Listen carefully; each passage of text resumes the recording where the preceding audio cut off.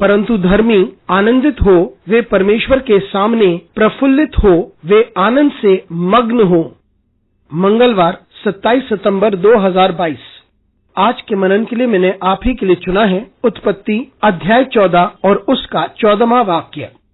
यह सुनकर कि उसका भतीजा पंदुआई में गया है, इब्राहिम ने अपने 318 शिक्षित युद्ध कौशल में निपुण दासों को लेकर, जो उसके कुटुंब में उत्पन्न हुए थे, अस्त्र शस्त्र धारण करके दान तक उनका पीछा किया। आपका दिन आशीषित हो। जबकि लूत ने सबसे उत्तम चुना और वे इब्राहिम से दूर हो गया, तब भी इब्राहिम उसको बचाने के लिए जाता है जब वे परेशानी में था।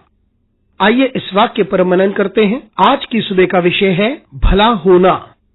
यहाँ हम देखते हैं कि लूत ने जब जमीन के सबसे उत्तम भाग को चुन लिया था, यानी यर्दन की तराई, और इब्राहिम को वहां से जाना पड़ा, लेकिन परमेश्वर ने इब्राहिम को उस जमीन पर जहां वे गया था आशीष दी। और जब इब्राहिम को ये पता चला कि वहां के राजाओं ने लूत को बंदी बनाकर ले गए, वे लूत को छुड़ाने के लिए वहां गया। उसने लूत को छुड़ाया, उसके लोगों को छुड़ाया और उसकी सारी संपत्ति को उनके हाथों से छुड़ाया। आज की परिस्थिति में ये बड़ा अजीब सा लगता है जब इब्राहिम और लूत को अपने रास्ते अलग करने पड़े, क्योंकि उनके दासों के बीच लड़ाई हो रही थी। तब इब्राहिम ने लूत से कहा कि वे जमीन के उस भाग को चुन ले जो वे चाहता है। लूत ने सबसे उत्तम भाग को चुन लिया। इससे इब्राहिम विचलित नहीं हुआ। लूत के जाने के बाद परमेश्वर ने इब्राहिम को आशीषित किया। परमेश्वर ने उससे कहा वे अपनी दृष्टि को चारों ओर घुमा करके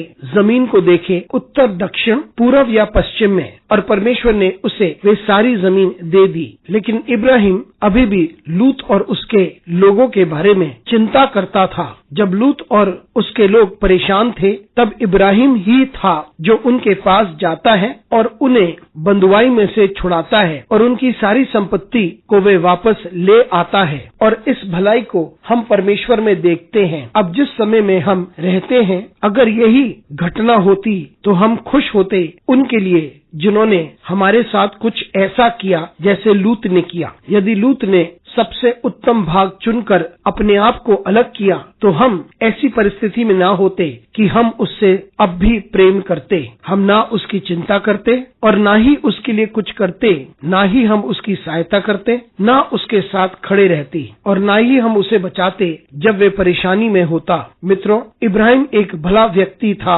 इब्राहिम ने वह किया जो भला था। उसने अपने लोगों को छुड़ाया क्योंकि वे उनसे प्रेम करता था। तो आइए हम इन परमेश्वर के लोगों से कुछ सीखें। जब हम भला करते हैं तो परमेश्वर हर्षित होता है, प्रसन्न होता है और परमेश्वर हमें आशीषित करता है। तो हमेशा हम ये याद रखें कि हम भला करते रहें और भले बने रहें। अनुग्रहकारी परमेश्वर स्वर्गीय पिता, तुझे धन्यवाद देते हैं, तेरी स्तुति करते हैं, तेरा आदर करते हैं और तेरी महिमा करते हैं। हमारी सहायता कर परमेश्वर, ताकि हम भले बने रहें। हमारी प्रेरणा कर परमेश्वर, ताकि हम भला करते रहें, जबकि हमारे चारों ओर हम अलगाव को देखते हैं। यीशु मसीह के नाम से मांगते हैं, आमीन।